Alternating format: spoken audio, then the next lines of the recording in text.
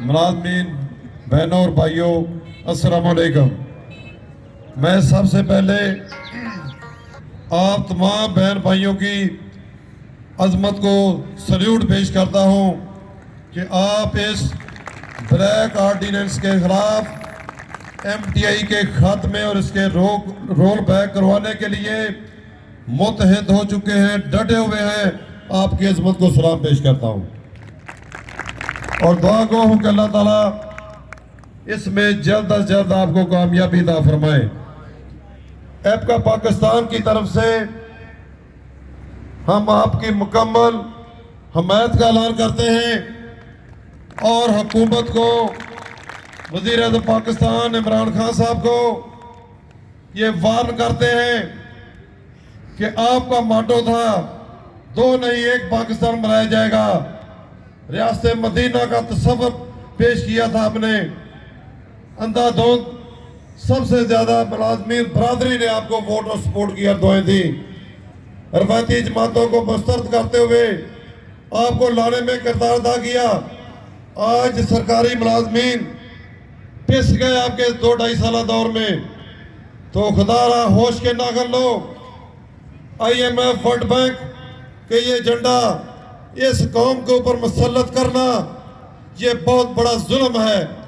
आपका तो ये नारा था कि जिन्होंने लूटा हुआ है वो लूटा हुआ वापस लेंगे और कौम के ऊपर निशावर करेंगे।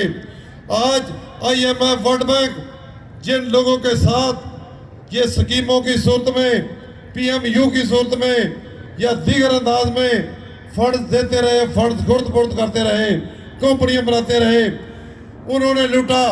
लेकिन आप वो सारा नजरा जो है वो सरकारी मुलाज़मीन पर निकालना चाहते हो। रोजगार 1 करोड़ नौकरी देने की बजाय करोड़ों बेरोजगार करना चाह रहे हो। इसकी इजाजत कतई नहीं दी जाएगी। डे एंड नाइट धरना भी देने पड़े तो आपका पाकिस्तान इन मुलाज़मीन बहन भाइयों के साथ है और ये एहतजाज इधर ही नहीं रुकेगा।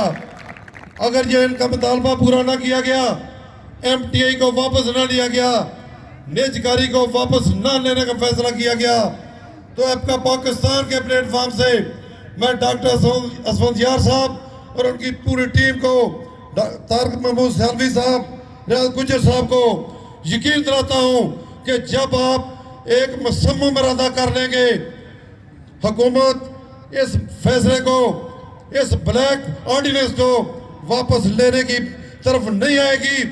तो जब आप फैसला करेंगे मुस्तकिल तौर पर एहतजाज का, तो फिर आपका पाकिस्तान की तरफ से आपको यकीन दहानी है कि पूरे पाकिस्तान के हर जिले में DC ऑफिस के बाहर धरने शुरू हो जाएंगे। आप इधर धरना देंगे, पूरे पाकिस्तान के तमाम जिलों में इंक्लूडिंग आज़ाद कश्मीर इंशाल्लाह दमादम मस्कल अंदर होगा और धरने शुरू हो जाएंगे। और वो धरना उस वक्त तक जारी रहेंगे जब तक आप इधर अपनी कामयाबी की नवीद नहीं सुना देंगे। हम नहीं मानते नहीं आ रही, हम नहीं मानते न मंजूर, न मंजूर MTI, न मंजूर, न मंजूर MTI, न मंजूर। तो मैं गुजारिश करूंगा कि एहतजाज आप काफी दिनों से कर रहे हैं, 40 डेज महीनों की बात हो गई, लेकिन हुकूमत इसको बहुत इजी ले रही है। तो फिर इसमें मेरी ये तजवीज़ है, फैसला आपके कायदीन करेंगे, क्योंकि हम अपने फैसले मुसल्लत नहीं करते। जब हमारे हाथ में बागडोर हो तो डी चौक पे कंटेनर भी हो, तो हम पुलिस से जबरदस्ती रास्ता तलाश करते हुए पार्लियामेंट हाउस के अंदर 14 अक्टूबर को हजारों मुलाज़मीन लेकर घुस गए। तो आज तक 3 वफाकी वज़रा की कमेटी काम कर रही है। इंशाअल्लाह ताला उस कमेटी की जिम्मेदारी है कि मुल्क भर के मुलाज़मीन को बिला इम्तियाज तरह में इजाफे का ऐलान करे और बजट 2020 जो है इसको खाली हाथ हमने नहीं जाने देना।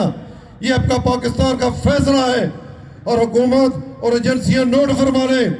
आज भी हम मुल्क भर से कायदीन सेक्रेटरीट का रुख कर रहे हैं। यह रिमाइंडर होगा, हुकूमत होश के न ले, कमी बजट के हवाले से हम कतन नहीं मानते कमिंग बजट में तमाम इजाफे का ऐलान upgradation of federal clerical cadres coming budget में किया जाएगा। लानत है ऐसी गवर्नेंस के ऊपर या कमिटमेंट के ऊपर। फेल फॉर तमाम इजाफे का ऐलान किया जाए। Fail for upgradation of federal employees like wise provinces notification जारी किए जाए। अगर ऐसा ना किया गया तो फिर इंशाअल्लाह ताला वो अगला बजट तो दूर की बात है, ये कह रहे हैं कि कमिंग बजट में रिलीफ दिया जाएगा।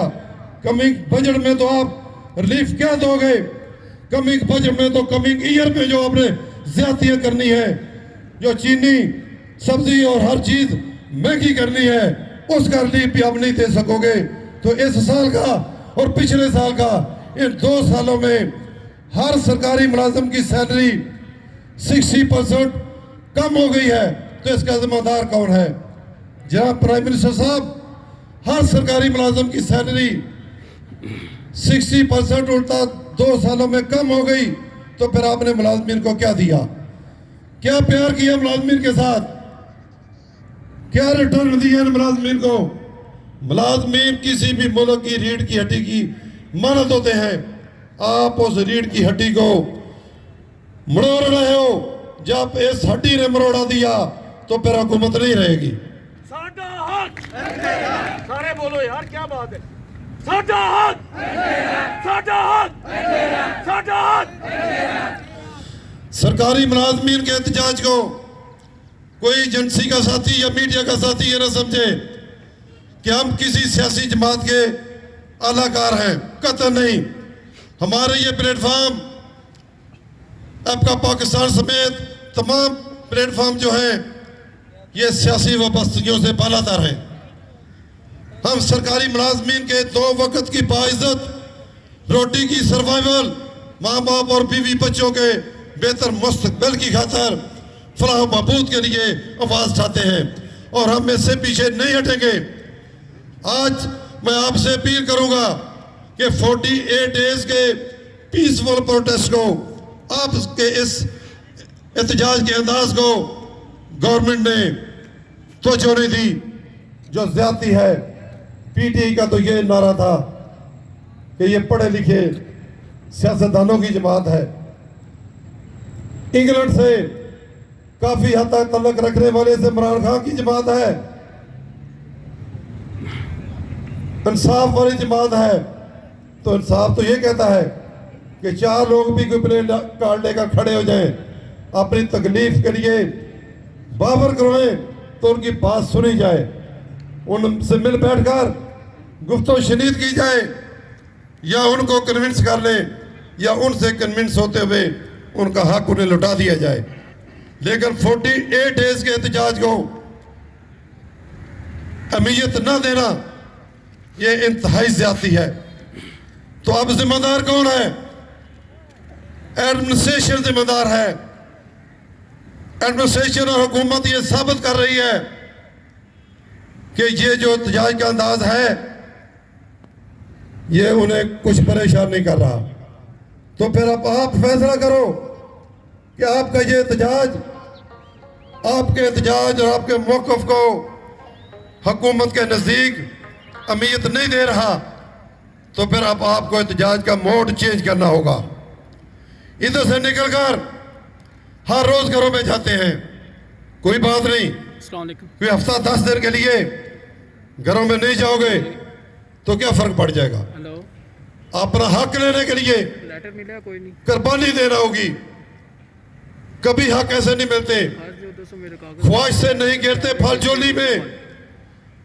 वक्त की शाह को है दोस्तों हलाना नहीं, जो जोड़ना होगा।